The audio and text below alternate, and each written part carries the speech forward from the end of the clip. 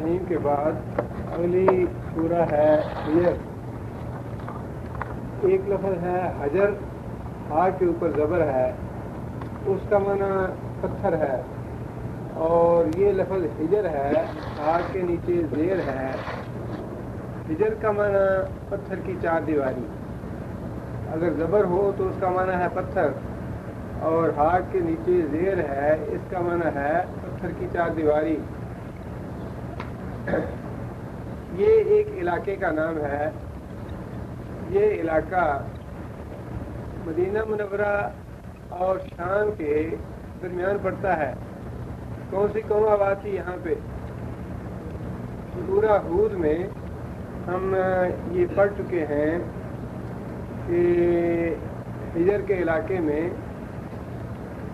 حضرت صالح علیہ السلام کی قوم آباد تھی، اور اس قوم کا خاص جو فن تھا وہ یہ تھا کہ پتھروں کو تراش کے وہ اپنے گھر بناتے تھے. یہی وجہ ہے کہ اسے قوم حجر کہا گیا ہے کہ وہ قوم جو پتھروں کی چار دیواری میں جنہوں نے اپنے مسکن بنائے، اپنی رہائش گاہیں بنائیں. کہا جاتا ہے کہ یہ قوم بڑی سنگ دل قسم کی اور بڑی سخت دل تھی.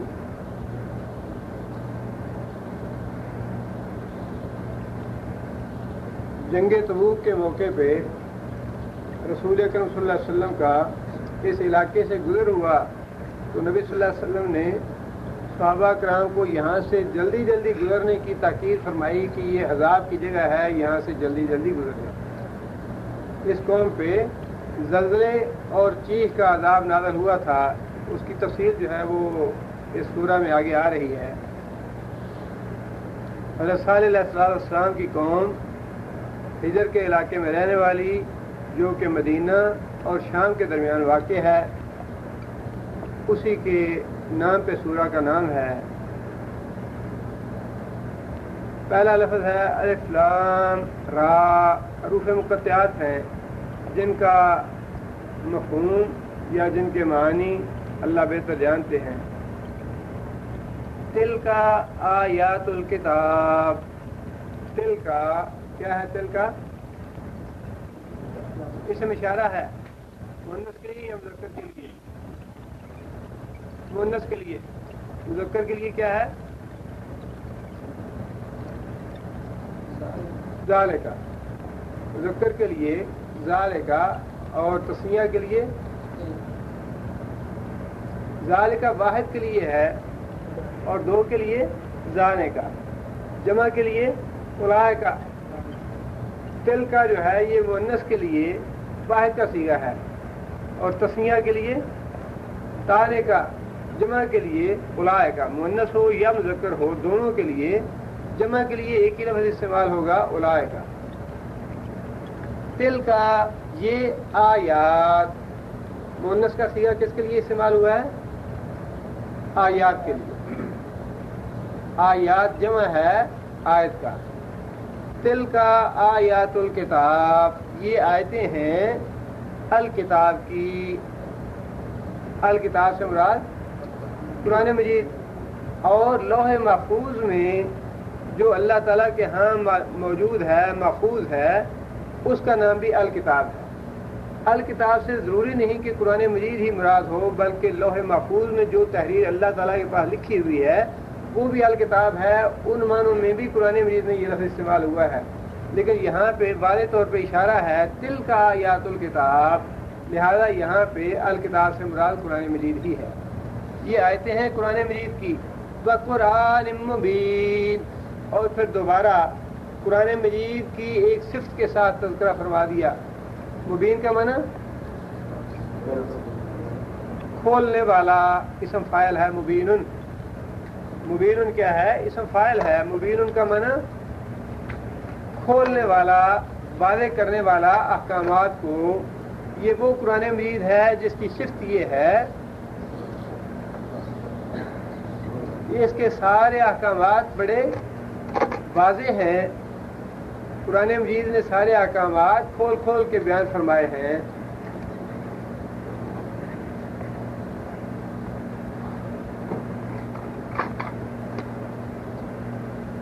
آگے اللہ فرماتے ہیں ربما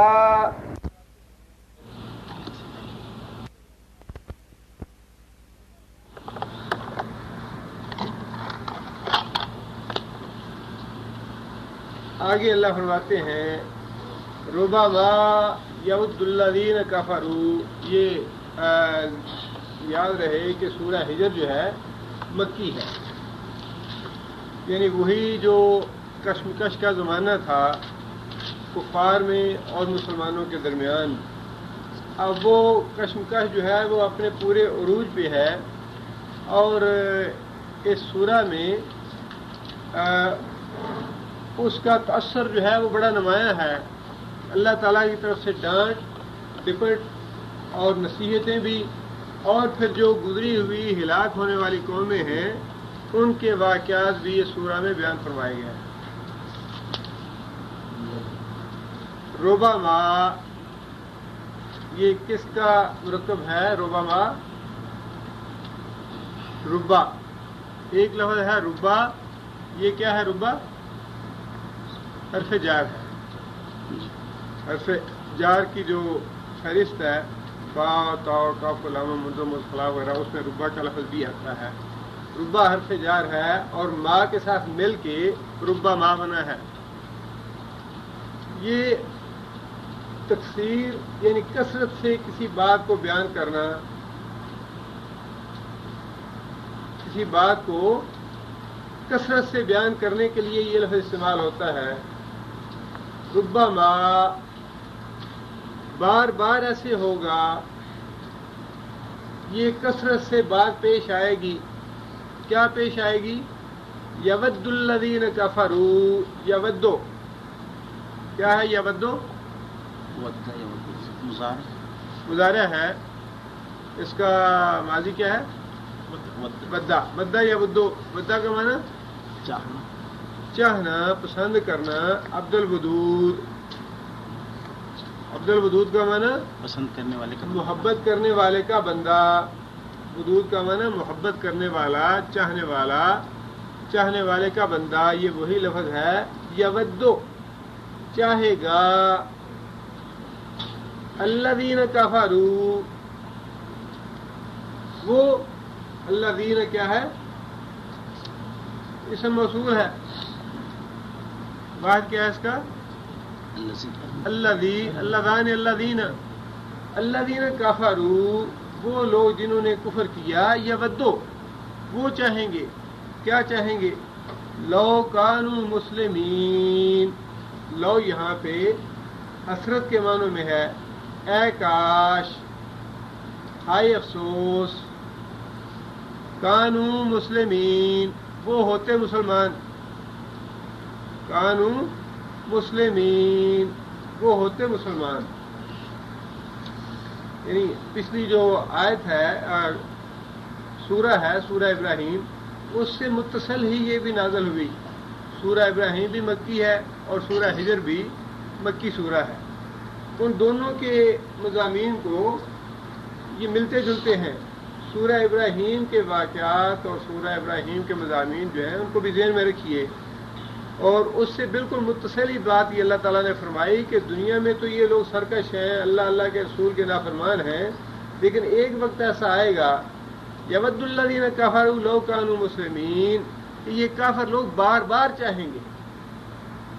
ربما کا معنی بار بار خواہش کریں گے، کاش کہ یہ لوگ ہم مسلمان ہوتے. وہ وقت کون سا ہے؟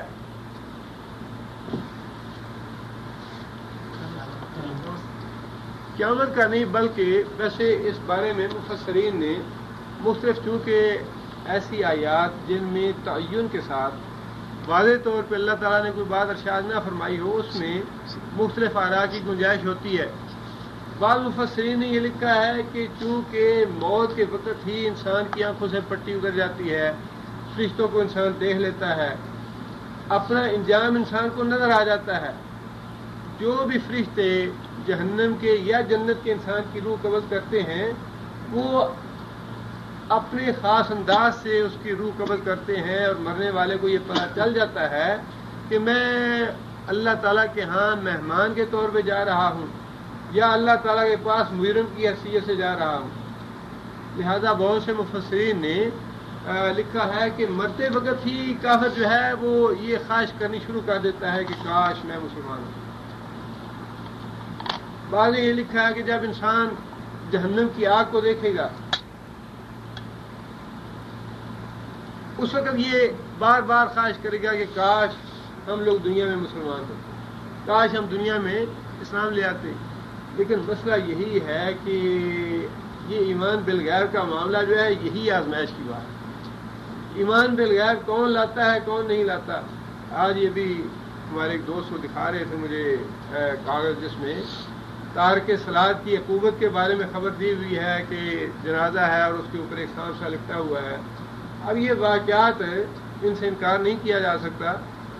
بعض اوقات اللہ تعالیٰ ایسی چیزیں دنیا میں سبق کے لیے دکھاتے ہیں. بعض چیزیں تو ایسی ہوتی ہیں جن کا کیونکہ کبھی واقعہ پیش نہیں آتا، لہذا ہم یہ سمجھتے ہیں کہ شاید یہ پہلی مرتبہ پیش آئی ہے تو یہ سچی ہے یا جھوٹی ہے یا کیسی ہے. لیکن اگر غور کیا جائے اور رسول اللہ صلی اللہ علیہ وسلم کی حیات طیبہ کا مطالعہ کیا جائے، قرآن اور حدیث کا مطالعہ کیا جائے، تو روزمرہ میں آنے والے واقعات بے شمار ایسے ہیں جن سے یہ پتہ چلتا ہے کہ اللہ تعالیٰ اپنے بندوں سے ناراض ہیں یا راضی. اب یہ دیکھیے کہ ترکی میں جو زلزلہ آیا ہے 40,000 آدمی جو ہے وہ اس میں ختم ہو گیا، ہلاک ہو گیا ہے. آپ کیا سمجھتے ہیں کہ یہ جو زلزلہ ہے یہ اللہ تعالیٰ کی خوشی یا اللہ تعالیٰ کی راضی ہونے کی علامت ہے؟ اللہ تعالیٰ کا شدید غضب ہے یہ. لیکن اس کے باوجود لوگ جو ہیں وہ اپنے کاروبار زندگی میں مشغول ہیں. کسی کو یہ سوچنے کی مہلت نہیں کہ یہ زلزلہ کیسے آیا، کہاں سے آیا، کس نے اتنے بندے ہلاک کر دیے، کیوں ہلاک کر دیے. اور پھر پچھلے مہینے جو سورج کو گرہن لگا ہے، رسول اللہ صلی اللہ علیہ وسلم نے یہ کسوف جو ہے یہ اللہ تعالیٰ کی شدید ناراضگی کی علامت ہے. حدیث میں آتا ہے کہ کسوف جب لگتا چاند کو یا سورج کو، رسول اللہ صلی اللہ علیہ وسلم کی حیات طیبہ میں ایک مرتبہ سورج کو گرہن لگا. اور مسلم شریف میں کسوف کی نماز کے بارے میں بڑی وضاحت سے احادیث آئی ہیں. اس میں 3-4 طرح کے لفظ مسلم شریف کی حدیثوں میں آئے ہیں. نبی صلی اللہ علیہ وسلم کا خود بھی عمل مبارک یہ تھا کہ جیسے ہی کسوف لگتا چاند کو یا سورج کو فوراً مسجد میں چلے جاتے، جا کے نماز شروع فرما دیتے اور اس وقت تک نماز پڑھتے رہتے جب تک کسوف ختم نہ ہو جاتا، جب تک چاند گرہن یا سورج گرہن ختم نہ ہو جاتا. اور رسول اکرم صلی اللہ علیہ وسلم کے 3-4 الفاظ مروی ہیں اس بارے میں جس سے واضح طور پہ پتہ چلتا ہے کہ کسوف جو ہے یہ سورج اور چاند جو ہے اللہ تعالیٰ کی تابع مخلوق ہے، اللہ کے امر سے سب کچھ ہے. ان کا روشن ہونا بھی اللہ کے امر سے، بے نور ہونا بھی اللہ کے امر سے. اور یہ تو آپ یوں سمجھ لیجیے کہ قیامت صغریٰ کا اظہار اللہ فرما دیتے ہیں کہ جس سورج اور چاند کو میں نے نور دیا ہے میں وہ نور چھین بھی سکتا ہوں اس سے، اور ایک وقت آئے گا کہ میں انہیں بے نور کر دوں، سورج کو بھی اور چاند کو بھی اور تاروں کو بھی. اور نبی صلی اللہ علیہ وسلم نے خود بھی نماز ادا فرمائی کسوف پہ اور 3-4 باتوں کا حکم دیا. ایک بات تو یہ کہ صلو، کہ جب کسوف لگ جائے تو تم لوگ نماز پڑھنی شروع کر دو. دوسرا فرمایا کبیرو، اللہ تعالیٰ کی تکبیر اور اللہ کی بڑائی بیان کرو اور اس کے آگے عاجزی اور انکساری اختیار کرو. واستغفروا، اور اللہ کے آگے توبہ اور استغفار کرو جب کسوف لگ جائے. یہ بڑے وضاحت کے ساتھ الفاظ جو ہیں حدیث میں. اس دفعہ چونکہ میں وہیں تھا اور الحمدللہ ہم نے بھی اپنے وہاں گاؤں کی مسجد میں اہتمام کیا کسوف کی نماز کا اور جمعے کی نماز پہ خطبہ وغیرہ دیا اس بارے میں. تو ساری حدیثیں جو ہیں وہ وضاحت کے ساتھ مجھے مطالعہ کرنے کا موقع ملا. تو اس سے پتہ یہ چلا کہ کسوف جو ہے، لیکن ہمارے ہاں کیا ہوا یا جو کچھ بھی اخبارات میں آپ نے بھی پڑھا، جرمنی اور فرانس کے سارے ہوٹل 2 دن پہلے تک بک ہو چکے نظارہ کرنے کے لیے کہ وہاں پہ 80 کلومیٹر کی پٹی ایسی ہے جہاں پہ مکمل تاریکی چھا جانی تھی اور پوری دنیا سے سیاح لوگ اور نظارہ کرنے والے معاذ اللہ اور تماشا کرنے والے تماشبین لوگ جو ہیں وہ اکٹھے ہو رہے ہیں کہ تماشا کرے اور نظارہ کرے وہاں جا کے، اور سڑکوں پہ کاروں کی لائن لگی ہوئی ہے وہاں اکٹھے ہونے والوں کی. لوگوں کی نظر میں ایک تماشا اور ایک میلہ ٹھیلا جو ہے وہ بن گیا. اور یہ وہی بات ہے جو اللہ تعالیٰ نے فرمائی کہ ایک طرح قیامت قریب آ گئی اور لوگ جو ہیں وہ اپنی غفلت میں پڑے ہوئے ہیں، اللہ تعالیٰ کی آیتوں سے اور نشانیوں سے منہ موڑے ہوئے. یہ تو اللہ تعالیٰ کے بڑی شدید ناراض ہونے کی علامت ہے. اور پھر اس کسوف صلاۃ کسوف کے بعد خطبہ دینا بھی مسنون ہے، اور نبی صلی اللہ علیہ وسلم سے 3-4 خطبے مسنون ہیں، اور وہ خطبے تو بڑی ہی پڑھنے والی چیز ہے، ہر آدمی کو پڑھنے چاہیے. اور کسوف جو سورج گرہن تھا اس کے بارے میں تو رسول اللہ صلی اللہ علیہ وسلم نے خاص طور پہ یہ بات خطبے میں ارشاد فرمائی کہ لوگوں جن جن چیزوں کا تم سے وعدہ کیا گیا ہے مرنے کے بعد وہ ساری چیزیں مجھے نماز کسوف میں دکھائی گئی. جنت بھی میرے سامنے آئی اور جہنم بھی مجھے دکھائی گئی، اور فرمایا کہ جنت جو ہے اس سے میں نے ایک خوشہ لینا چاہا لیکن مجھے روک دیا گیا. اگر وہ میں خوشہ توڑ کے لے آتا تو تم لوگ قیامت تک کھاتے رہتے وہ ختم نہ ہوتا.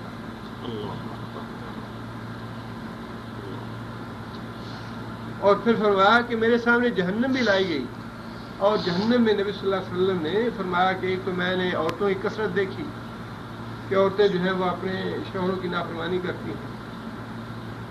ساری زندگی اگر شوہر احسان کرتا رہے تو کبھی کوئی رنج کا یا تکلیف کا موقع بن جائے تو عورت کہے گی کہ میں نے تو اسے کبھی کوئی بھلائی دیکھی ہی نہیں. اور پھر بعض لوگوں کے نام حدیث میں موجود ہیں کہ فلاں عمر بن لہج کو میں نے دیکھا وہ جہنم میں اپنی آنتیں گھسیٹتا پھر رہا تھا.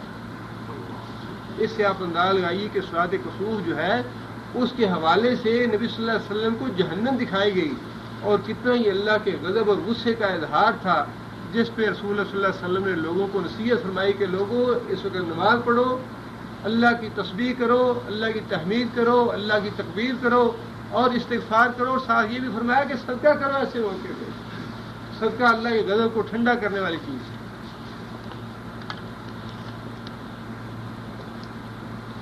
یہ وہ ساری چیزیں ہیں جن کے بارے میں ہمیں سوچتے رہنا چاہیے، ہمیں غور کرنا چاہیے، ان چیزوں کو نظر انداز نہیں کرنا چاہیے. یہ میلے ٹھیلے کی باتیں نہیں ہیں، یہ تو اللہ کی نشانیاں ہیں، اور مسلمان جو ہیں انہیں ہر موقع پہ غور و خوض کرنا چاہیے کہ یہ ایسی کائنات میں یہ کائنات جو ہے یہ کوئی معاذ اللہ باطل یا عبث یا فضول چیز نہیں ہے. اس میں ایک ایک چیز جو ہے وہ اللہ نے کام سے بنائی. ربما یود الذین کفروا لو کانوا مسلمین، موت کے وقت یا قیامت کے وقت یا جہنم کو دیکھ کے کافر لوگ اس بات کی انتہائی خواہش کریں گے کاش وہ مسلمان ہوتے، کاش وہ اللہ کے رسول پہ ایمان لائے. ذرہم یاکلوا ویتمتعوا. ذر کیا ہے؟ ذر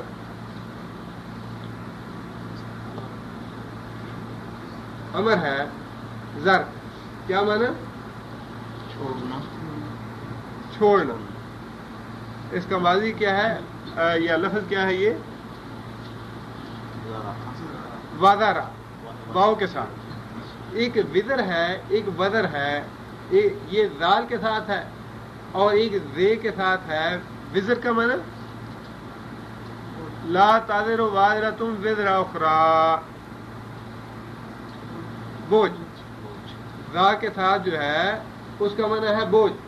کوئی بوجھ اٹھانے والا قیامت کے دن کسی دوسرے کا بوجھ نہیں اٹھائے گا. یہ ہے زال کے ساتھ زر. زر کا معنی ہے چھوڑ دے. زر ہم چھوڑ دے ان کو، یعنی کافروں کو، جنہیں اس دنیا میں تو مہلت نہیں ملی ایمان لانے کی، اور قیامت کو خواہش کریں گے کاش ہم قرآن پڑھ لیتے، کاش ہم نماز پڑھتے، کاش اللہ اور اللہ کے رسول پہ ایمان لے آتے. فرمایا کہ ذر ہم، اے محمد صلی اللہ علیہ وسلم ان کو ان کے حال پہ چھوڑ دو. ان پہ اپنا دماغ کھپانے کی، اپنا وقت ضائع کرنے کی ضرورت نہیں. دین کا کام یا دین کی دعوت دینے کے کچھ اصول اللہ نے بتا دیے ہیں کہ اپنا وقت اور اپنا محنت جو ہے کسی ایسے آدمی پہ صرف کیا جائے جس سے امید ہو کہ یہ راہ راست پہ آ جائے گا، اور جس آدمی کے دل پہ ٹھپا ہی لگ گیا ہے اس کے ساتھ وقت ضائع کرنے کی کیا ضرورت ہے؟ جس کے دل پہ اللہ کی طرف سے مہر لگ چکی ہے اس کے ساتھ تو فرمایا کہ ذرہم، چھوڑ دو ان لوگوں کو۔ کس کام کے لیے چھوڑ دو؟ یا کلو، کھائیں پیئیں، وَيَتَمَتَّعُوا، کون سے فعل ہے دونوں؟ مضارع کے ہیں اور صیغہ جمع مذکر غائب کا۔ یا کلو، یہ کھائیں پیئیں، وَيَتَمَتَّعُوا، اور عیش کریں، مزے لوٹیں زندگی کے۔ اس کا مطلب یہ ہے کہ کچھ لوگ ایسے ہیں جن کا اس دنیا میں نقطہ نظر یا مقصد زندگی جو ہے وہ اتنا ہی ہے، کھاؤ پیو اور مزے کرو۔ یا کلو وَيَتَمَتَّعُوا، ہے محمد صلی اللہ علیہ وسلم ان کا نقطہ نظر یہی ہے کہ یہ دنیا جو ہے فیسلٹیز ہونی چاہیے، زیادہ سے زیادہ آرام اور ہیومن رائٹس ہونے چاہیے، ہر طرح کے وسائل، دولت، آرام، ہر طرح کی سہولت ہونی چاہیے، بس یہی زندگی ہے۔ یا کلو وَيَتَمَتَّعُوا، کھاؤ پیو اور مزے کرو۔ فرمایا کہ یہ جو کچھ حاصل کرنا چاہتے ہیں، جو ان کی سوچ ہے، اسی ان کے حال پہ چھوڑ دو۔ وَيُلْهِهُمُ الْعَمَلُ، یلہے،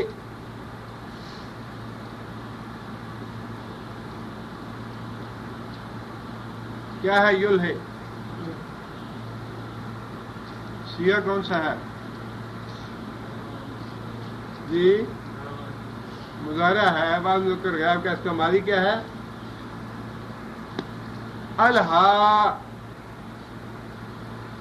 الہاکم التکاثر، الہا کا معنی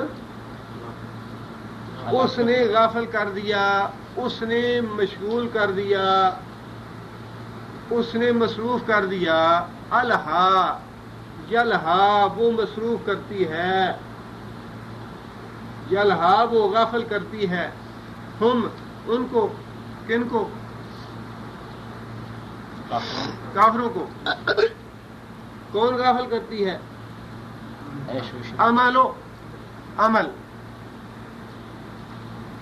عمل کا معنی امیدیں، مستقبل کے منصوبے، مستقبل کے پروجیکٹ بنائے ہوئے، آج سے 15 سال بعد، آج سے 50 سال بعد میرا کاروبار یہاں تک پہنچ جائے گا، مجھے اتنے فلیٹ بنانے ہیں، اتنی دکانیں بنانی ہیں، اتنا کاروبار بڑھانا ہے، اتنی فیکٹریاں اور لگانی ہیں، اتنا بینک بیلنس بڑھانا ہے۔ فرمایا کہ مستقبل کی امیدیں جو ہیں انہوں نے انہیں غافل کر رکھا ہے۔ یہ ساری باتیں کن کی ہو رہی ہیں؟ ان کی جو قیامت کے دن حسرت سے کہیں گے کہ کاش ہم ایمان لے آتے۔ کھاتا تو مسلمان بھی ہے، اسے یہ نہیں کہا کہ ذرہم یاکلوا، پیتا مسلمان بھی ہے، اس زندگی سے فائدہ وہ بھی اٹھاتا ہے، اس کے بارے میں اللہ نے یہ نہیں فرمایا کہ ذرہم، یا محمد صلی اللہ علیہ وسلم چھوڑ دو۔ ان کے لیے تو حکم ہے کہ ذکر، انہیں نصیحت کرتے رہو۔ کسی نہ کسی وقت یہ جو ایمان لائے ہیں انشاءاللہ سیدھے راستے پہ آ جائیں گے۔ انہیں چھوڑنے کا حکم نہیں ہے، چھوڑنے کا حکم ان کو ہے جنہوں نے اپنی زندگی کا مقصد ہی یہ بنا لیا، یا کلوا وَيَتَمَتَّعُوا، کھاؤ پیو اور عیش کرو دنیا میں۔ اور ان کو مستقبل کی امیدوں نے، جھوٹی امیدوں نے، جھوٹی توقعات نے اللہ سے اور اللہ کے رسول سے اس دنیا میں غافل کر رکھا ہے۔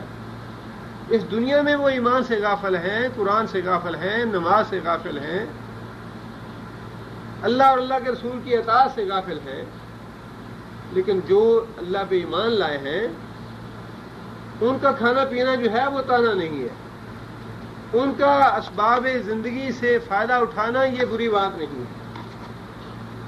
وہ بھی اپنے مستقبل کے منصوبے بنا سکتے ہیں، لیکن چونکہ انہیں آخرت کی فکر بھی ہے ساتھ، کہ سود نہیں کھانا، رشوت نہیں لینی، حلال اور حرام کا جو خیال رکھنا ہے، لہذا ان کے لیے یہ باتیں تو تانا نہیں ہے، تانا ان کے لیے ہے جنہوں نے سود کی پرواہ نہیں کرنی، رشوت کی پرواہ نہیں کرنی، حرام اور حلال کی پرواہ نہیں کرنی. ان کے لیے اللہ تعالیٰ یہ فرما رہے ہیں کہ ٹھیک ہے بھائی، کرتے رہو جو کرنا ہے، تو اسے نبڑ لیں گے. فسوف یعلمون، فسوف ان قریب، جلدی ہی، یعلمون وہ جان لیں گے، یعلمون جلدی ہی وہ لوگ جان لیں گے. کیا جان لیں گے؟ کہ یوں اللہ اور اللہ کے رسول سے بے فکر ہو کے، ایمان نہ لا کے کھانے پینے کا انجام کیا ہوگا.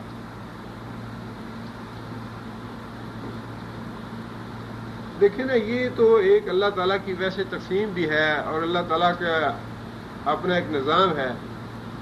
حضرت سلمان فارسی رضی اللہ تعالیٰ عنہ بہت بڑے باپ کے بیٹے تھے، جاگیریں تھیں اپنے پاس ان کی. وہ آتش پرستوں کا مبلغ اور سردار اور بہت بڑا آدمی تھا، جاگیریں تھی اس کی.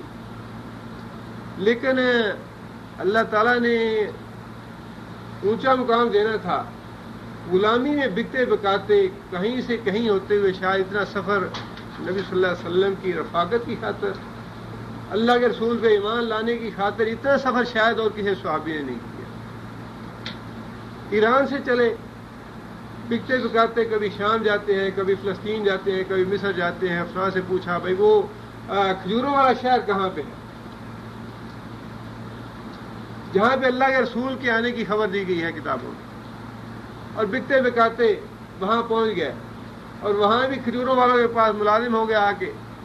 اور جب سنا تو کھجوریں اتار رہے تھے، نیچے اترے تو مالک نے تھپڑ مارا کہ ہماری باتوں سے تمہارا کیا تعلق، تم اپنا کام کرو، نوکر ہو، تمہارا ان باتوں سے کیا کام کہ کون آیا ہے، کون جاتا ہے، یا نبی ہے یا نہیں ہے. اب دیکھیے کہ ایک آدمی جو ہے وہ جاگیروں کا مالک ہے، گھر میں اتنی آرام سے کھاتا ہے، پیتا ہے، زندگی کے مزے لوٹ رہا ہے، عیش کر رہا ہے. لیکن اس نے اللہ کے رسول پہ ایمان لائے اور سارا کچھ چھوڑ دیا. وہ کھانا پینا اور عیش و عشرت اور مزے کی زندگی جو ہے وہ ساری کی ساری چھوڑ دی. سارے وہ جو آئندہ کے منصوبے تھے یا عمل تھی یا امیدیں تھیں یا جو بھی تھا، سارے کا سارا اللہ کے رسول کے لیے چھوڑ دیا. اب اللہ فرماتے ہیں کہ جو لوگ اپنی عقل سے کام نہیں لیتے، سوچتے نہیں ہیں، اور ان کا انحصار یا ان کا مقصد زندگی یہی کھانا پینا اور مزے کرنا ہے، انہیں مرنے کے ساتھ ہی پتہ چل جائے گا کہ وہ دنیا میں کیا کاروبار کرتے ہیں، کیا سودا کیا انہوں نے، گھاٹے کا کیا یا نفع کا کیا. فسوف یعلمون، ان قریب یا بہت جلدی انہیں پتہ چل جائے گا. آگے اللہ فرماتے ہیں کہ وما اہلکنا،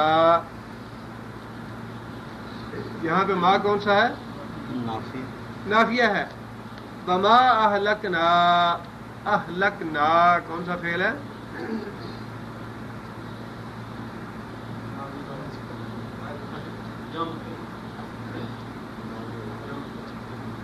جمع متکلم کا صیغہ ہے اور ماضی ہے، فعل ماضی کا. ما اور نہیں، اہلکنا ہم نے ہلاک کیا، نہیں ہلاک کیا ہم نے، من قریۃ کوئی بستی، الا مگر، والا ہا اور واسطے اس کے، ہا کی ضمیر کس کے لیے؟ قریہ کے لیے، واسطے اس بستی کے، کتاب معلوم. کتاب کا معنی، کاتبہ کا معنی کیا ہے؟ اس نے لکھا. کتاب لکھی ہوئی چیز، کتاب کا معنی لکھی ہوئی چیز. والا واسطے اس کی لکھی ہوئی چیز ہے، معلوم مقرر. اس کے لیے ایک مقررہ تحریر ہے، مقرر وقت ہے اس بستی کے ہلاک ہونے کا. اللہ تعالیٰ فرماتے ہیں کہ جب کوئی بستی ایمان نہیں لاتی، جیسا یہ ہجر والی بستی ایمان نہیں لائی، تو اللہ فرماتے ہیں کہ ہمارا قاعدہ یہ نہیں ہے کہ ایمان نہ لاتے فوراً ہی اس کو پکڑ لیں اور اس کو تباہ اور ہلاک کر دیں. فرمایا کہ ہم نے مہلت کا ایک وقت رکھا ہے، اس قوم کو ہم 100 سال کی زندگی دیں گے، اس قوم کو ہم 50 یا 60 سال یا 200 سال یا 300 سال کا عرصہ جو ہے مہلت کے لیے دیں گے اور دیکھیں گے یہ قوم کیا کرتی ہے. ہر قوم کے لیے اللہ تعالیٰ نے ایک وقت مقرر کیا ہوا ہے کہ اتنے وقت تک میں اس کو ہلاک نہیں کروں گا، لیکن لوگ عجلت کی وجہ سے یہ سمجھتے ہیں کہ شاید اس دنیا کا کوئی مالک نہیں ہے، اس دنیا کو کوئی چلانے والا نہیں ہے. کوئی کھاتا ہے کھاتا رہے، پیتا ہے پیتا رہے، ظلم کرتا رہے، مار داڑ کرتا رہے، کسی کا حق چھینتا رہے، کوئی کسی کو یہاں پوچھنے والا نہیں. اللہ فرماتے ہیں ایسی بات نہیں ہے، میرا پورا کنٹرول ہے، پورا اختیار ہے میرا، میں جب چاہوں ہلاک کر سکتا ہوں. لیکن اصل وجہ یہ ہے اس ڈھیل کی اور اس مہلت کی کہ میں نے ہر قوم کو ایک وقت دے رکھا ہے، ایک وقت اس کی سزا کا مقرر ہے کہ اگر اتنی وقت تک بھی یہ قوم نہ سدھری تو میں اس کو یہ سزا دوں گا. جیسا کہ ہم اگر اپنا مشاہدہ کرنا چاہیں تو بڑا اچھی طرح کر سکتے ہیں کہ پاکستان کی حفاظت ہم نے نہیں کی، جو اللہ کے رسول کے ساتھ وعدے کیے تھے پورے نہیں کیے. اللہ نے ایک وقت مقرر یہ کیا تھا کہ میں نے ان کا ایک بازو توڑ دینا ہے، اس وقت تک تو اللہ نے ہمیں مہلت دی. اور ہم یہی کہتے رہے یہ ملک پہ تو اللہ کا بڑا فضل ہے، سارے لوٹ رہے ہیں، کھا رہے ہیں، یہ چل ہی رہا ہے. وہ چلنے کا ایک اللہ نے وقت لکھا ہوا ہے، اس وقت تک تو اللہ نے ڈھیل دینی ہی دینی ہے. بس دوستو یہ کیوں سوچتے ہو کہ اس کی اصلاح کی ضرورت نہیں، یا یہ تو چلتا ہی رہے گا، اللہ نے بنایا ہے اللہ چلائے. بھئی اللہ کے کچھ قاعدے ہیں، کچھ کلیے ہیں، اور اللہ کے لیے کوئی قوم جو ہے وہ پیاری نہیں کہ یہ تو کفر کرے گی تو اس کو تو میں کچھ نہیں کہوں گا، اور پہلی قوموں نے کفر کیا یا میری نافرمانی کی تو فوراً ہلاک کر دوں ان کو میں. یہ تو اللہ کا قاعدہ اور کلیہ نہیں ہے. اللہ تعالیٰ تو ڈھیل دے رہا ہے کہ میں تمہیں ڈھیل دیتا ہوں، اور 50 سال کی اور 100 سال کی، دیکھو تم لوگ کیا کرتے ہو.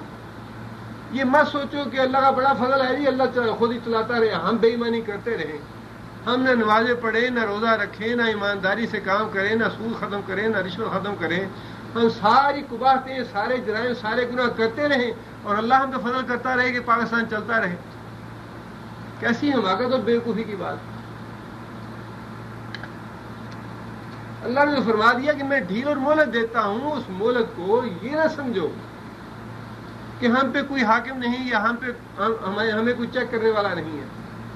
اللہ تو ایک ایک بات سے واقف ہے، پوری طرح خبردار ہے. جو قوم کو لوٹ رہے ہیں، کھا رہے ہیں، دھوکہ دے رہے ہیں، فریب دے رہے ہیں، اللہ تعالیٰ پوری طرح واقف ہے ان سے. اور اگر ہم اپنے حالات نہیں بدلیں گے، اسلام کو نافذ نہیں کریں گے، اور اس کے علاوہ کوئی راستہ ہے ہی نہیں. کیا معلوم کہ اللہ تعالیٰ نے صرف اور 50 سال یا 60 سال، ہم کہتے ہیں حاکم بدہن پہ حاکم بدہن کیا، اللہ کا قانون ہے. اور اللہ کا قانون جو ہے وہ تو اتنا سخت ہے کہ اللہ کے رسول نے اپنی بیٹی کو بھی کہہ دیا کہ اے فاطمہ بنت محمد، ان کے نفس سے اپنے آپ کو بچانا، میں قیامت کے دن میں اللہ سے تمہیں نہیں بچا سکتا. اللہ کا قانون بڑا سخت ہے. اللہ کا قانون تو نوح کے بیٹے میں بھی لاگو ہو کے رہا ہے اس دنیا میں. قیامت کے دن حضرت ابراہیم علیہ السلام کے باپ پہ نافذ ہو کے رہے گا. باپ کافر تھا، جہنم میں جانا ہے، اس نے جہنم طے ہے اس کو. ہم زیادہ چہتے ہیں اللہ کے کہ دنیا کے سارے جرائم، سارے گناہ، رشوت، شراب، زنا، بدماشی، چوری، ڈاکہ، قتل و غارت، دھوکہ، فریب، عوام کی سطح پہ نہیں، ملک کی سطح پہ، اور پھر جوا بازی. اللہ معاف کرے کہ پوری حکومت کی سرپرستی میں ایک ایک بینک جو ہے وہ جوا کھلا رہا ہے لوگوں کو، حرام کھاؤ، سود کھاؤ، اور ہم کہتے ہیں کہ اللہ کے فضل سے چل رہا ہے. بیوقوفو، اللہ نے ڈھیل دے رکھی ہے، اللہ نے مہلت دی ہے، اس مہلت سے فائدہ اٹھاؤ. اللہ کی طرف رغبت کرو، اللہ کی طرف رجوع کرو، اللہ کے آگے توبہ اور استغفار کرو، اپنے گناہوں سے توبہ کرو بچنے کے لیے اللہ سے. کیا معلوم کہ وہ وقت کل ہی آنے والا ہو. اللہ نے ہماری مہلت کا وقت جو ہے وہ 1 مہینے بعد ختم کر دینی ہے. عجیب سوچ ہے، عجیب ایک نفسا نفسی کا عالم ہے، اور عجیب جہالت ہے کہ لڑائیوں جھگڑوں کے مسئلے میں لوگوں کو ڈالا ہوا ہے، اور جو اصل اللہ کی طرف رجوع کرنے والا، اللہ کے آگے توبہ اور استغفار کرنے والا معاملہ ہے، کسی کو یاد نہیں. آگے فرمایا کہ ما تسبق من امت اجلھا، تسبقو کون سا فعل ہے؟ تسبقو مضارع ہے سیغہ واحد مؤنث غائب کا. تسبقو کا معنی سبقت حاصل کرنا، آگے نکل جانا، آگے بڑھ جانا. ما تسبقو من امت اجلہا، کسی امت کی اجل، کسی امت کا مقرر کیا ہوا وقت ما تسبقو پہلے نہیں آتا. اگر ہم نے کسی امت کو ہلاک کرنے کا دن ہفتے کا لکھا ہوا ہے تو جمعے کے دن وہ ہلاک نہیں ہوگی، جمعرات کو نہیں ہوگی، بلکہ ہفتے کے دن جو وقت لکھا ہے عین معین وقت پہ اس کی ہلاکت یا بربادی کا فیصلہ جو ہے وہ نافذ ہو جائے. وما یستاخرون، اور نہ ہی وہ لوگ مؤخر ہوں گے. اس قوم کے لوگ جو ہیں ما یستاخرون، نہ ان کا وقت پہلے آئے گا نہ پیچھے آئے گا. اگر ہفتے کا دن لکھا ہے تو وہ سزا ان کی اتوار کو نہیں آئے گی، ہفتے کو ہی آئے گی. یہ ساری بات تفصیل سے کہنے سے مطلب کیا ہے اللہ تعالیٰ کا؟ اللہ تعالیٰ کیوں یہ بار بار کہہ رہے ہیں کہ بدبختوں میں نے ایک وقت مقرر کیا ہوا ہے، اس وقت سے ڈرو، اس وقت سے بچو کہ وہ وقت آ نہ جائے کہیں.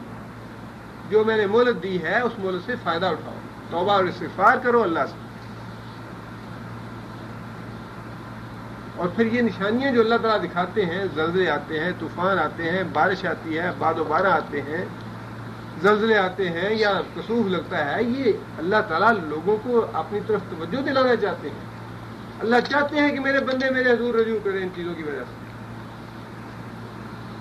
حدیث میں آتا ہے کہ جب زیادہ تیز آندھی اور بارش اور طوفان وغیرہ آتے تو رسول اللہ صلی اللہ علیہ وسلم یہ دعا فرماتے اللہ تعالیٰ سے، اللہم لا تہلکنا عذابک، یا اللہ آپ ہمیں اپنے عذاب سے ہلاک نہ کریں، ولا تقتلنا بغضبک، اور اپنے غضب سے ہمیں قتل نہ کر دینا، وعافنا قبل ذالک، اور یا اللہ وہ جو وقت تو نے مقرر کر رکھا ہے کسی قوم کو ہلاک کرنے کا یا قتل کرنے کا، عافنا قبل ذالک، یا اللہ اس وقت سے پہلے پہلے ہی ہمیں بچا لے. یہ باد و بارہ پہ، کڑک پہ، بجلی چمکنے پہ نبی صلی اللہ علیہ وسلم دعا مانگا کرتے ہیں. ہمارے ذہنوں میں بچپن سے وہی ہے جی، بادل ایک دوسرے سے ٹکراتے ہیں، کڑک پیدا ہوتی ہے، اس کا یہ ہوتا ہے جی، زمین سے بخارات بنتے ہیں، اوپر بارش جاتی ہے، پھر ایسے برستی ہے. یہ باتیں تو بتلاتے ہیں، بتلانی چاہیے. میں یہ نہیں کہتا یہ نہیں توجہ کرنی چاہیے، بتانی چاہیے، لیکن ساتھ یہ بھی بتانا چاہیے کہ ان چیزوں کا باعث کیا بنتا ہے. اللہ کا غضب اور اللہ کی ناراضگی ان چیزوں کا باعث ہے. آج تک ہم نے اپنے درس کی کتابوں میں کہیں یہ لفظ تک نہیں پڑھا کہ اللہ کے رسول بجلی کڑک ہونے پہ کہتے فرماتے کیا تھے، دعا کیا مانگتے تھے اللہ تعالیٰ. اور یہ اللہ کی ناراضگی کا سبب ہے ساری چیز. یہ نہ کوئی بتاتا ہے، نہ کہیں لکھا ہے، نہ پڑھایا جاتا ہے. یہ ہمارے المیہ ہے، یعنی ہمارے نظام کا کہہ لیجیے، یا ہماری تعلیم کا، ہماری تربیت. آگے اللہ فرماتے ہیں وقالو، اور انہوں نے کہا، کنہوں نے کہا؟ یہ بات ساری انہی کی چل رہی ہے جن کے بارے میں اللہ فرماتے ہیں ربما یعبد الذین کفروا لو کانوا مسلمین، جو کبھی خواہش کریں گے، بار بار خواہش کریں گے، بڑی کثرت کے ساتھ خواہش کریں گے، کاش ہم ایمان لے آتے، کاش ہم مسلمان ہوتے. آج تو مسلمانوں سے اتنی نفرت ہے، اسلام سے اتنی نفرت ہے کہ کافر یہ چاہتے ہیں کہ کسی طرح سے دنیا سے ملیا میٹ ہو جائے مسلمان بھی اور اسلام بھی. اتنی نفرت ہے مسلمانوں سے اور کافروں سے، اسلام سے معاملہ. وقالو، اور یہ کافر لوگ کہتے ہیں یا ایھا الذی، اے وہ شخص،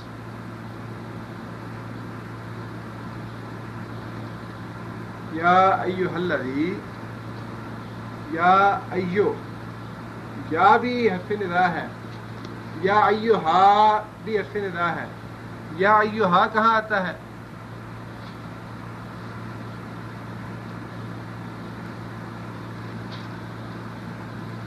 یا ایھا وہاں آتا ہے جس کے بعد کے لفظ کے ساتھ الف لام لگا ہو. یا عبداللہ تو آ سکتا ہے، یا ایھا عبداللہ نہیں ہے. اس لیے کہ عبداللہ کے ساتھ الف لام نہیں ہے. اگر الف لام والا لفظ آئے گا تو اس سے پہلے یا ایہا، یا ایہا الناس، یا ایہا الذین، یا ایہا الذی. لیکن اگر صرف الف لام کے بغیر کوئی لفظ ہو تو اس کے ساتھ یا آ جائے گا، یا خالد، یا عبداللہ، یا عبد الرحیم. وقالوا کافر کہتے ہیں یا ایہا الذی، اے وہ شخص نزل علیہ الذکر. نزل کون سا فعل؟ نزل مجهول، ماضی مجہول. نزل ماضی مجہول ہے اور صیغہ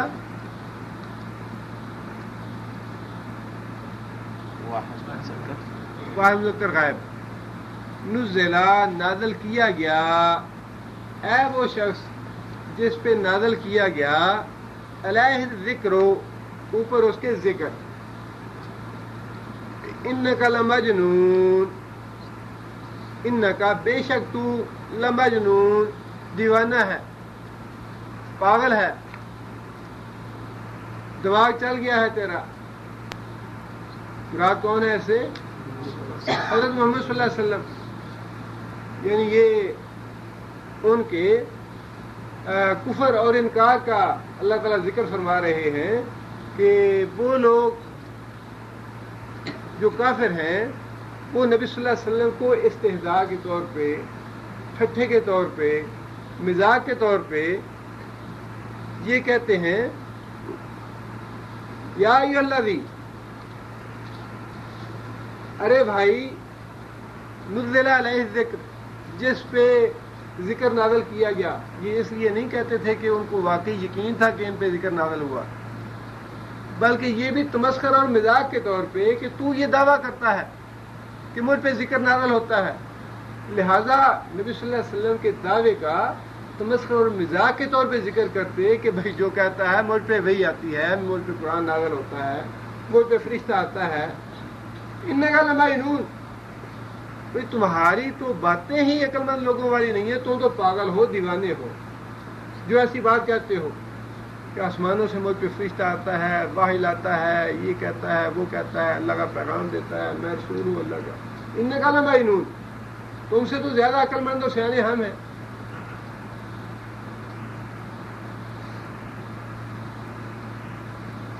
اور آگے پھر انہی کی بات اللہ نے فرمائی کہ لو ما تاتینا،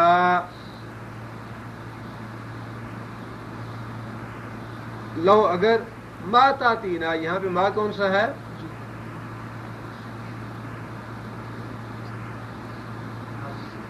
سوالیہ ہے. ما تاتینا، کیوں تو نہیں لاتا؟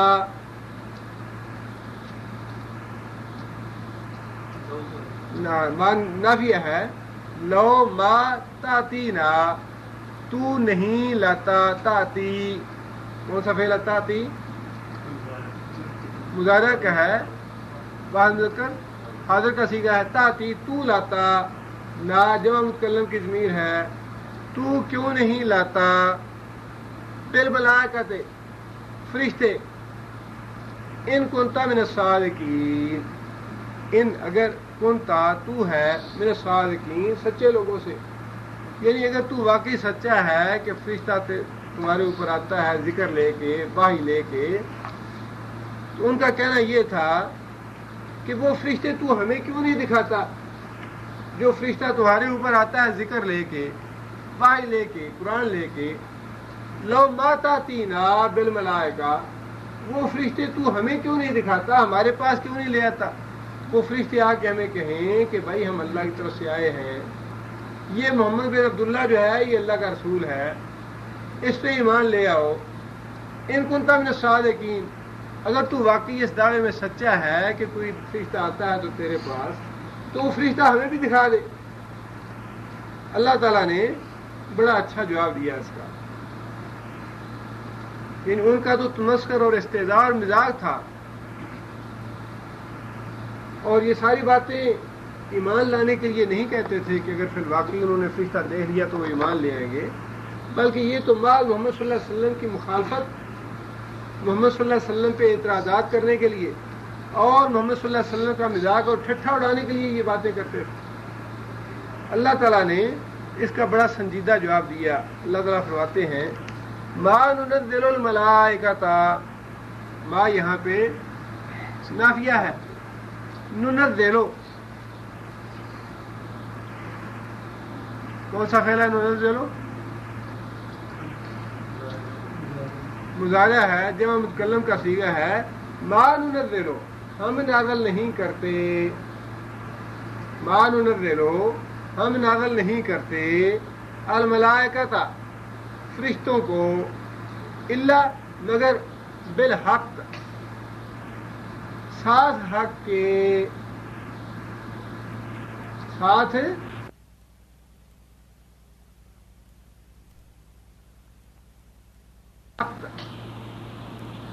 ساتھ حق کے ساتھ حق کے. حق سے مراد کیا ہے؟ ساتھ سچے فیصلے کے. ٹھیک ٹھیک جو فیصلہ ہمارا جب وقت ہوتا ہے فیصلہ کرنے کا، فرشتے تو ہم اس وقت بھیجتے ہیں، اور پھر اس وقت کے بھیجے ہوئے فرشتے جو ہیں تمہارے لیے کوئی خوشخبری لے کے نہیں آئے. جن فرشتوں کا تم مطالبہ کرتے ہو کہ وہ فرشتے ہمیں کیوں نہیں دکھا دیتا تو اللہ نے فرمایا کہ جب ہم فرشتے بھیجتے ہیں تو پھر ہم مہلت نہیں دیتے، ہم تو عذاب کا فیصلہ نافذ کرنے کے لیے فرشتوں کو بھیجا کرتے ہیں. ہمارا قاعدہ اور کلیہ یہ ہے کہ فرشتوں کو ہم اس وقت بھیجتے ہیں کسی قوم کی طرف جب اس قوم پہ عذاب کا فیصلہ نافذ کرنے کا وقت آ جاتا ہے. اس لیے فرشتوں کا مطالبہ کرنا کوئی عقل مندی کی بات نہیں.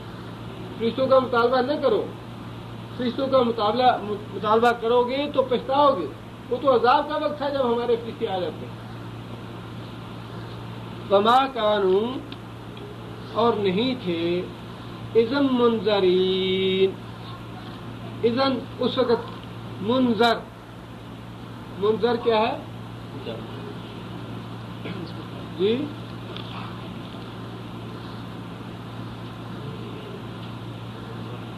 منذر جی مفعول ہے. یہ منذر جو ہے یہ مفعول ہے. منذرین مہلت دیے جاتے. جب ہمارے فرشتے نازل ہونے کا وقت آ جاتا ہے تو پھر وہ ٹھیک ٹھیک فیصلہ لے کے نازل ہوتے ہیں. فما كانوا اذا منذرین، اور پھر وہ قوم جو ہے وہ مہلت نہیں دی جاتی. وہ قوم جو ہے مہلت ایک لمحے کی نہیں دی جاتی جب ہمارا وقت آ جاتا ہے.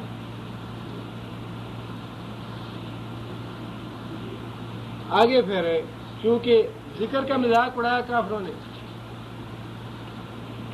نزل علیہ ذکر انک لمجنون کہ تو دیوانہ ہے، معاذ اللہ ثم معاذ اللہ. اللہ تعالیٰ نے اس حوالے سے یہ بات ارشاد فرمائی انا نحن نزلنا الذکر، انا بے شک ہم، نحن دوبارہ تاکید کے لیے ہم کا لفظ استعمال فرمایا. نزلنا کون سا فعل ہے؟ ماضی ہے جو قلم کا صیغہ ہے. پھر فرمایا کہ بے شک ہم ہی ہیں، نزلنا ہم نے ہی اتارا، یعنی ایک ہی جگہ پہ 3 دفعہ ہم اللہ تعالیٰ نے، بڑا زور ہے اس میں. اس لیے کافروں کا تو موقف یہ تھا کہ یہ کتاب نبی صلی اللہ علیہ وسلم کی اپنی لکھی ہوئی ہے، نبی صلی اللہ علیہ وسلم کی اپنی تصنیف ہے. اللہ تعالیٰ نے بڑی تاکید کے ساتھ یہ بات ارشاد فرمائی انا ہم ہے یہ، نحنو ہم نے ہی، نزلنا ہم نے اتارا، الذکر ذکر، وَإِنَّا اور بے شک ہم، لہو واسطے اس کے، ہو کی ضمیر کس کے لیے ہے؟ ذکر کے لیے، واسطے اس کے لحافظون. حافظ کیا ہے؟ حافظ اسم فاعل، حافظون جمع کا صیغہ ہے. اللہ تعالیٰ نے اپنے لیے جمع کا صیغہ استعمال فرمایا ہے. وَإِنَّا اور بے شک ہم، لہو واسطے اس ذکر کے، لحافظون اس کی حفاظت کرنے والے ہیں.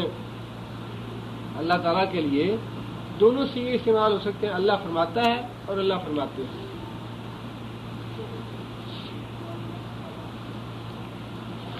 ایک تو اللہ تعالیٰ نے اس میں یہ بات ارشاد فرما دی کہ یہ قرآن مجید جو ہے اس کی حفاظت کا ذمہ ہم نے لیا ہے. اور اس سلسلے میں مامون کے زمانے کا ایک واقعہ بڑا معروف ہے, آپ لوگوں نے ممکن ہے پہلے بھی سنا ہوگا. مامون ہارون رشید اور مامون رشید دونوں بڑے عالم فاضل آدمی تھے اور اپنے دربار میں علماء کی مجلسیں اور مذاکرے وغیرہ کرایا کرتے تھے. مامون رشید کے زمانے کا واقعہ ہے کہ ایک مجلس میں اس نے دیکھا کہ کوئی غیر مسلم بھی آیا ہے اور بڑی اچھی گفتگو ہے اس کی.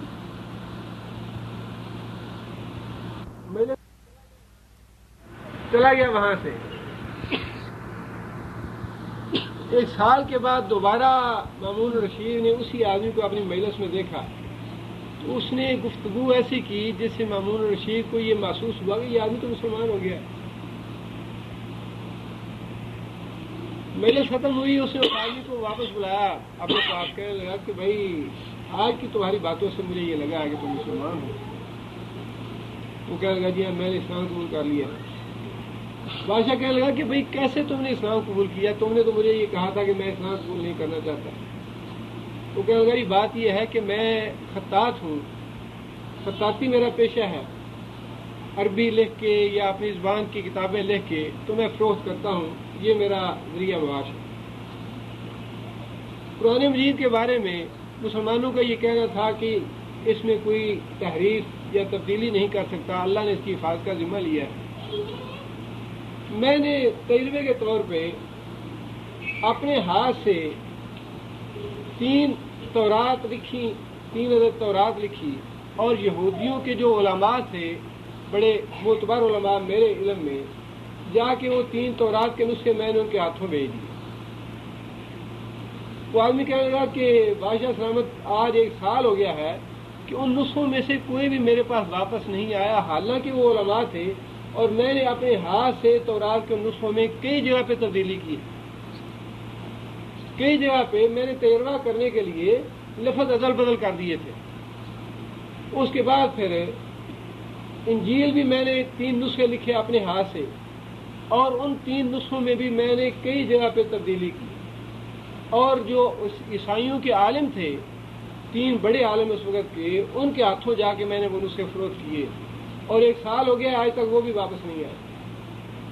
اس کے بعد پھر میں نے 3 قرآن مجید کے نسخے لکھے اپنے ہاتھ سے, اور ان 3 نسخوں میں میں نے جا بجا تبدیلیاں کر دیں, تحریف کی, الفاظ بدل دیے, اور مسلمانوں کی 3 عالم جو تھے انہیں جا کے میں نے وہ 3 نسخے فروخت کر دی.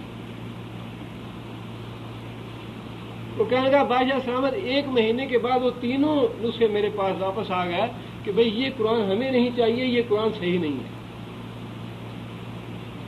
3 نسخے واپس آ گئے, لیکن تورات اور انجیل کے 3 نسخے آج تک واپس نہیں آئے میرے پاس.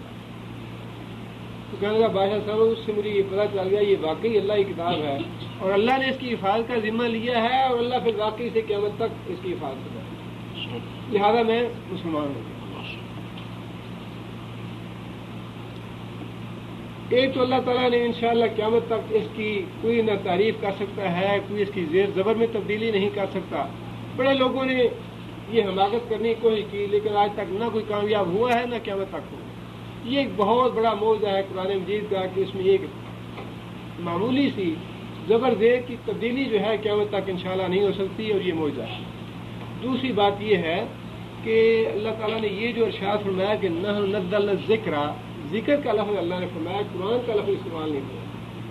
اس ذکر میں قرآن مجید بھی نازل شدہ چیز آ جاتا ہے, اور اس کے ساتھ حدیث شریف جو نازل کردہ چیز ہے وہ بھی آ جاتی ہے. اس کی حفاظت کا ذمہ بھی اللہ نے لیا ہے. نحن نزلنا الذکر, جو بھی ذکر ہم نے نازل کیا ہے, تھا وہ قرآن میں لکھا گیا ہے یا رسول اللہ صلی اللہ علیہ وسلم نے اپنی زبان مبارک سے بتایا, فرمایا کہ اس سارے کے ساری کی ہم حفاظت کریں. جن ہاتھوں نے یہ قرآن مجید جمع کیا انہی ہاتھوں نے احادیث کو جمع کیا ہے.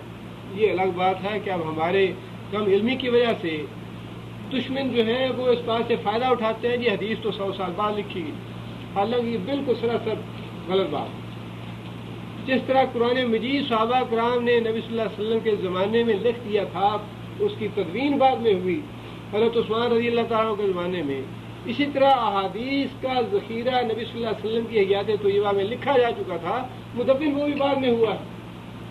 لیکن اس سے کیا فرق پڑتا ہے؟ مدون تو قرآن بھی بعد میں ہوا ہے۔ قرآن مجید کو تو کہتے ہیں جی ہم اہل قرآن ہے، قرآن کو تو مانتے ہیں، اور حدیث کو ماننے کے لیے تیار نہیں، یہ تو امام بخاری نے 200 سال بعد لکھی ہے۔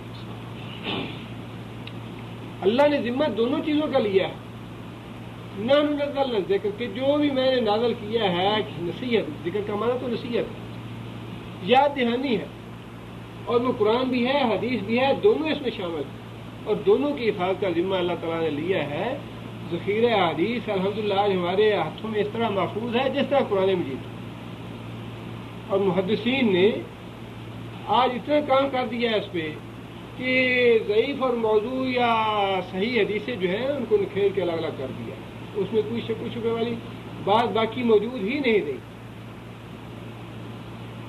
آگے اللہ تعالیٰ فرماتے ہیں وَلَقَدْ أَرْسَلْنَا، وَلَقَدْ اور البتہ تحقیق، ارسلنا ہم نے بھیجا، من قبل کا تو اس سے پہلے، تو اس سے مراد کون ہے؟ محمد صلی اللہ علیہ وسلم، آپ سے پہلے، فی شیع الاولین، بھیجا کس کو بھیجا؟ رسولوں کو بھیجا، یہاں پہ حذف ہے، وہ لفظ ذکر نہیں کیا گیا، لیکن انڈرسٹوڈ ہے کہ یہاں پہ جو بھیجے گئے ان سے مراد رسول ہی ہے۔ فی شیع الاولین، شیع اس کا واحد کیا ہے؟ شیعہ، شیعاتن اس کا واحد ہے۔ شیعہ جو آج کل ہمارے ہاں بھی ایک فرقہ جو ہے اپنے آپ کو شیعہ کہتا ہے، تو یہ وہی لفظ ہے، اس کا واحد شیعاتن اور جمع شیعہ یا شیعہ ہے۔ شیعاتن کا معنی گروہ، فرقہ، اور یہاں اس کا مراد ہے کوئی قوم یا کوئی گروہ، کوئی جماعت۔ اللہ تعالیٰ فرماتے ہیں کہ ہم نے تو اس سے پہلے بھی رسول بھیجے، پہلی قوموں میں، پہلی جماعتوں میں، پہلے گروہوں میں، فی شیع الاولین۔ وما یاتیہم، ما یہاں پہ کون سا ہے؟ نافیہ۔ وما یاتی، یاتی کون سا فعل ہے؟ یاتی مضارع ہے، واحد مذکر غائب کا صیغہ ہے، اور نہیں آیا وہ یعنی رسول، ہم ان کے پاس یعنی قوموں کے پاس، من رسول کوئی رسول، الا مگر، کانو تھے، بہی ساتھ اس کے، یستہزئون، کون سا فعل ہے یستہزئون؟ مضارع کا جو مذکر غائب کا صیغہ، یستہزئون استہزاء کرتے، کہ نبی صلی اللہ علیہ وسلم کو تسلی دی گئی کہ اے محمد صلی اللہ علیہ وسلم، اس سے پہلے بھی جتنے رسول آئے ان کا مذاق اور ٹھٹھا اڑایا گیا۔ مذاق اور ٹھٹھا اڑانے کی باتیں جو ہیں وہ علم غیب والی ہیں، ایمان بالغیب والی، کہ وہ باتیں جن کا اس دنیا میں عقل میں آنا ممکن نہیں، جن کا اس دنیا میں عقل میں آنا ممکن نہیں، ان باتوں پہ کافر جو ہے مذاق اور ٹھٹھا اڑاتے رہے انبیاء کا، اور جو جن کے نصیب میں اللہ نے ایمان لکھا تھا انہوں نے مان لیا ان باتوں کو۔ اور باتیں تو بہت سی ہیں جو انسان کی عقل میں آج نہیں آتی۔ رسول اللہ صلی اللہ علیہ وسلم نے ایک حدیث میں یہ بات ارشاد فرمائی، قیامت کے دن جہنم سے ایک گردن بلند ہوگی، اس کی 2 آنکھیں ہوں گی، 2 کان ہوں گے، ایک زبان ہوگی، اور وہ اپنی زبان سے یہ کہے گی کہ میں 3 آدمیوں پہ آج مسلط کی گئی ہوں۔ ایک وہ شخص جو اللہ کا سرکش بنا ہوا تھا دنیا میں، اور اسلام سے دشمنی تھی، اسے اسلام کو مٹا کے چھوڑنا ہے، مسلمانوں کو صفحہ ہستی سے مٹانا ہے۔ جبار عنید، اللہ کا سرکش اور اسلام سے عناد اور بغض رکھنے والا آدمی، فرمایا کہ اس پہ مسلط کی گئی۔ اور دوسرا جہنم کہے گی کہ میں اس آدمی کو مسلط کی گئی ہوں، یدعو مع اللہ الہا آخر، جو دنیا میں اللہ کے ساتھ کسی دوسرے کو شریک بناتا ہے. اور تیسرا جہنم کہے گی کہ مصورین، تصویریں بنانے والے. ان 3 آدمیوں پہ میں مسلط کی گئی ہوں. اب دیکھیے کہ مذاق اڑانے والی بات تو یہ ساری کی ساری حدیث ترمذی شریف کی ہے. شیخ البانی نے اسے صحیح کہا ہے. اب جو ایمان لانے والے ہیں ان کے لیے تو بعین ہی یہ اسی طرح ہوگا انشاءاللہ، جس طرح اللہ کے رسول نے فرما دیا کہ جہنم سے گردن بلند ہوگی، اس کے آگے اس کی 2 آنکھیں ہوں گی، 2 کان ہوں گے اور زبان ہوگی، زبان سے وہ یہ کلمے کہیں گے. لیکن جو ایمان نہیں لائے وہ تو اس کا مذاق اڑائیں گے کہ جہنم ایک طرف تم کہتے ہو کہ بھڑکنے والی ہے، آگ ہے، جہنم آگ کا گڑھا ہے، اور اس کی گردن کیسی ہوگی، اس کی آنکھیں کیسی ہوگی، اس کے کان کیسے ہوں گے، اس کی زبان کیسے ہوگی. اب یہ تو اللہ جانے، اللہ کا رسول جانے کیسے ہوگی. صحابہ کرام نے نبی صلی اللہ علیہ وسلم فرمایا کہ جہنمی جو ہیں ان کو منہ کے بل جہنم میں جلایا جائے گا، منہ کے بل. تو صحابہ نے پوچھا یا رسول اللہ، قدموں کے بال تو انسان چل سکتا ہے یا چلتا ہے، لیکن منہ کے بال انسان کیسے چلے گا؟ تو نبی صلی اللہ علیہ وسلم نے فرمایا کہ کیا وہ اللہ جو قدموں کے بال چلانے پہ قادر ہے منہ کے بال چلانے پہ قادر نہیں؟ اور حدیث کے راوی کہتے ہیں کہ واللہ ہے ہم اس بات کی تصدیق کرتے ہیں کہ کیا مگر اللہ تعالیٰ لوگوں کو منہ کے بال چلائے گا. جو اللہ پاؤں کے بال چلانے پہ قادر ہے وہ اللہ منہ کے بال بھی چلائے گا. ان ساری باتوں میں کافروں کے لیے تمسخر اور استہزاء کی باتیں ہیں، لیکن جو ایمان بالغیب رکھتے ہیں ان کی یہ ساری باتیں ایمان اور یقین کی باتیں. کذالک نسلکہ فی قلوب المجرمین. کذالک اسی طرح نسلکہ، سالکہ کا معنی اردو میں ایک لفظ بڑا استعمال ہوتا ہے سالک. یہ جو صوفیاء ذات ہیں یا پیر مریدی کا سلسلہ ہوتا ہے جن کا، وہ یہ بڑا لفظ استعمال کرتے ہیں سالک. سالک کا معنی چلنے والا کسی راستے میں. سالکہ وہ چلا. نسلوں کو ہم چلاتے ہیں. جی ہاں، مسلک بھی اسی سے ہے، چلنے کا راستہ. نسلوں کو ہو کذالک، اسی طرح نسلوں کو ہم چلاتے ہیں ہو اس کو. کس کو؟ ہو کی ضمیر کس طرف ہے؟ مذاق کی طرف، استہزاء کی طرف. یعنی وہ جو استہزاء کرتے ہیں انبیاء کا، جو مذاق اڑاتے ہیں، اس کو ہم بٹھا دیتے ہیں فی قلوب المجرمین، مجرموں کے دلوں میں. یعنی مجرم جو ہیں وہ اپنی جگہ پہ بڑے مطمئن ہوتے ہیں کہ ہم بڑے عقل مند ہیں، بڑے سیانے ہیں، ایسی اس کی بات نہیں مان لیں گے، ایسے بات نہیں سنیں گے. جب تک ہمارا پورا اطمینان نہیں ہوگا وہ اپنے استہزاء اور ٹھٹھے کے بارے میں بڑے مطمئن ہوتے ہیں کہ جو کچھ ہم کہہ رہے ہیں یہ بالکل صحیح ہے. اللہ فرماتے ہیں کہ ہم ان کے استہزاء کو ان کے دلوں میں بٹھا دیتے ہیں، وہ جمے رہتے ہیں اپنے اس کفر پہ، استہزاء پہ اور مذاق کرنے پہ. لا یؤمنون بہ، اللہ فرماتے ہیں کہ یہ بالکل ایمان نہیں لائیں گے. انہوں نے استہزاء کیا، مذاق اڑایا، ٹھٹھا کیا اللہ کے رسول کا، لہذا لا یؤمنون بہ، ان کی سزا یہ ہے کہ یہ کبھی بھی ایمان نہیں لائیں گے. وقد خلت سنت الاولین. وقد خلت، خلت کا معنی فعل کون سا ہے؟ ماضی ہے، فاعل مؤنث غائب کا صیغہ ہے. وقد خلت، اور گزر چکا. سنت، و سنت کا معنی طریقہ. وقد خلت سنت الاولین، پہلوں کا یعنی پہلی قوموں کا طریقہ جو ہے تم لوگ دیکھ چکے ہو، وہ گزر گیا ہے کہ انہوں نے استہزاء کیا، ٹھٹھا کیا، مذاق کیا.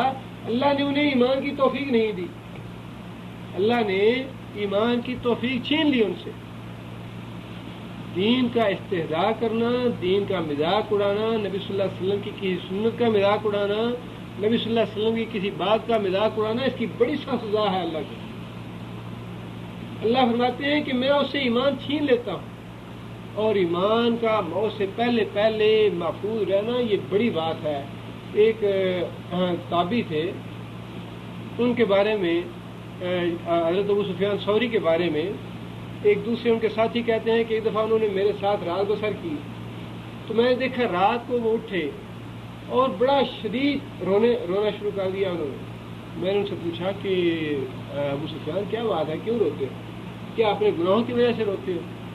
انہوں نے کہا کہ بھائی زمین سے ایک تنکا اٹھایا اور ایسے کیا، کہنے لگے کہ گناہوں کا معاملہ جو ہے وہ تو میرے نزدیک اس سے بھی ہلکا ہے، گناہوں کی بات کو تو چھوڑو، مجھے اس بات کا ڈر ہے کہ موت سے پہلے کہیں سے میرا ایمان نہ چلا جائے، مجھ سے ایمان سے نہ میں محروم کر دیا جاؤں کسی وجہ سے۔ اصل بات تو ایمان کی ہے کہ ایمان کے ساتھ اس دنیا سے رخصت ہو اور کسی بات کا، کسی سنت کا، کسی حدیث کا، اللہ کی کسی آیت کا یا کسی معجزے کا، کسی بات کا مذاق اور استہزاء اڑانا یہ بڑے ہی ہلاکت کی بات ہے۔ اس سے انسان کے ایمان کے محروم ہو جانے کی شدید خدشہ ہے۔ جو کوئی خدا نخواستہ کسی سنت کا مذاق اڑائے، ہاں یہ اللہ کے رسول ٹہنوں سے شلواریں اونچی کرانے آئے، اور داڑھی اسلام میں ایک سنت رہ گئی اور کوئی سنت نہیں ہے۔ بعض اللہ سما بعض اللہ ایسی باتیں کہنی جو ہے بڑی ہلاکت کی باتیں ہیں، بڑی سخت سزا ہے اور اللہ خفا ہوتے ہیں ان کی۔ فرمایا کہ میں ان سے ایمان چھین لیتا ہوں جو استہزاء کرتے ہیں نبیوں کا، جو مذاق اڑاتے ہیں اللہ کے رسول کا یا اللہ قرآن کا یا حدیث کا۔ اور آگے فرمایا بلو فتحنا علیہم، بلو اور اگر فتحنا، کون سا فعل ہے فتحنا؟ ماضی ہے، جمع متکلم کا صیغہ ہے۔ فتحنا کیا معنی؟ ہم نے کھولا، ہم نے کھولا، اگر ہم نے کھولا یا اگر ہم کھول دیں، علیہم ان کے اوپر، ہم کی ضمیر کس کے لیے؟ کافروں کے لیے، علیہم بابن باب دروازہ، من السماء آسمان کا کوئی دروازہ کھول دیں۔ جو لوگ فرشتوں کو دیکھنا چاہتے ہیں یا مطالبہ کرتے ہیں کہ فرشتوں کو دیکھ کے ہم ایمان لے آئیں گے، اللہ تعالیٰ اس کا جواب ارشاد فرما رہے ہیں وَلَوْ فَتَحْنَا عَلَيْهِمْ بَابًا مِّنَ السَّمَاءِ، کہ اگر ہم آسمان سے ایک دروازہ کھول دیں ان لوگوں کے لیے، کافروں کے لیے، فَظَلُّوا فِيهِ، فَظَلُّوا ذلہ کا معنی ہمیشہ کسی کام کو کرتے رہنا، فَظَلُّوا اور وہ ہمیشہ کرتے رہیں کیا، فِيهِ اس میں، یعرجون، یعرجون کون سا فعل ہے؟ مضارع ہے، صیغہ جمع مذکر غائب کا، اس کا مادہ کیا ہے؟ یعرجون، عین را جیم، اردو میں لفظ استعمال ہوتا ہے عروج، عروج کا معنی بلندی، یعرجون بلندی پہ چڑھنا، یعنی آسمان سے ہم ایک دروازہ کھول دیں ان کافروں کے لیے اور اس دروازے سے یہ چڑھتے رہیں، زمین پہ آتے رہیں، جاتے رہیں، سارا دن ہی آتے جاتے رہیں، تو پھر بھی کیا ہوگا؟ لقالو یہ لوگ کہیں گے انما سکرت ابصارنا، بے شک سکرت، کون سا فعل سکرت؟ ماضی ہے، بعض مؤنث غائب کا صیغہ ہے، سکرت کا معنی جی مجہول، ہاں ہے، مجہول ہے، سکرت کا معنی کیا ہوگا؟ شکر باب، بند کر دیں، یہ تو بڑا استعمال ہوتا ہے لفظ عربی میں، یہاں پہ جو عام کی عربی ہے، شکر باب، شکر باب دوبارہ بند، سکرت کیا معنی؟ بند کیا جا چکا، بند کی گئی، ابصارنا ہماری آنکھیں، یعنی اگر ہم ان کے لیے آسمانوں کے دروازے کھول دیں اور یہ دن کی روشنی میں آسمانوں پہ جائیں اور زمین پہ اتریں، تو یہ پھر بھی ایمان نہیں لائیں گے، بلکہ یہ کہیں گے کہ ہماری تو آنکھوں پہ جادو کر دیا گیا، ہماری آنکھوں پہ جادو کر دیا گیا، ہمیں ایسا لگتا ہے کہ ہم اوپر آتے جاتے ہیں لیکن اصل میں ایسے نہیں ہو رہا، یہ اللہ فرما رہے ہیں۔ دیکھیے کہ یعنی اللہ تعالیٰ جب ایمان کی قوت چھینتے ہیں کسی سے، جو استہزاء کرتا ہے، جو دین کا مذاق اڑاتا ہے یا اللہ کے رسول کا ٹھٹھا کرتا ہے، کتنی سخت سزا ہے اس کی۔ اللہ فرماتے ہیں کہ اگر میں ان کو سب کچھ دکھا دوں، فرشتے بھی نظر آ جائیں، آسمانوں پہ بھی یہ چلے جائیں، دروازے آسمانوں کے ان کے لیے کھول دوں، زمین پہ آئیں، آسمانوں پہ چڑھیں، تو پھر بھی یہ ایمان نہیں لائیں گے، بلکہ یہ کہیں گے سکرت ابصارنا، محمد نے تو ہماری آنکھیں بند کر دی ہیں، ہم پہ جادو کر دیا ہے۔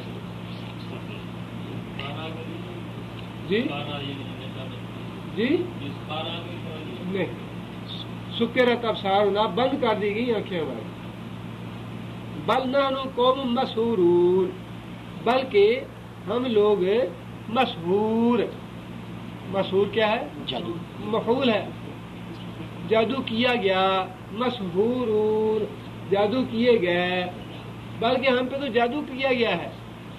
یہ جو آسمانوں پہ چڑھنا اور آنا ہے، یہ یعنی واقعتاً ایسے نہیں ہو رہا، عملاً ایسے نہیں ہو رہا۔ ہمیں لگتا ہے کہ ہم ایسے اڑ رہے ہیں، جا رہے ہیں، آ رہے ہیں، ایسے لگتا ہے، لیکن عملاً یا واقعتاً ایسا نہیں، بلکہ محمد نے تو ہماری آنکھیں بند کر دی ہیں، ہم پہ جادو کر دیا۔ معاذ اللہ سما معاذ اللہ۔ دیکھیے جب انسان شرک کرتا ہے، کفر کرتا ہے، یہ اس بات کا تجربہ تو آپ کو بھی بہت دفعہ ہوا ہوگا۔ وہ نہیں جی نہیں سانو نہ دسو قرآن حدیث، بس جتنے جمے ہیں چنگے ہیں، ماں پیو کو جیسے دیکھا ہے ویسے ہی کرنے دو ہمیں، ہم نے تو ماں باپ کو ایسے ہی کرتے دیکھا ہے، انہیں جی نہیں سانو مسئلے نہ دسو، بس ٹھیک ہے جتنے جمے ہیں یا جتنے لگے ہیں لگے رہنے، جو کرتے ہیں وہ کرتے رہنے دو۔ یہ بالکل وہی بات ہے جن کی دل پہ ٹھپا لگا ہوا ہے، جو اللہ اور اللہ کے رسول کی طرف آنے کے لیے غور و فکر ہی نہیں کرتے، ہدایت کے لیے سوچنا ہی نہیں چاہتے۔ اللہ فرماتے ہیں کہ تم جس گڑھے میں جانا چاہتے ہو جاؤ، ان کو ہدایت کا راستہ دکھانے کے باوجود نظر کچھ نہیں آتا، اللہ ان کے لیے ہدایت کے راستے بالکل بند کر دیتے ہیں۔ سبحان ربک رب العزت عما یصفون وسلام علی المرسلین والحمد للہ۔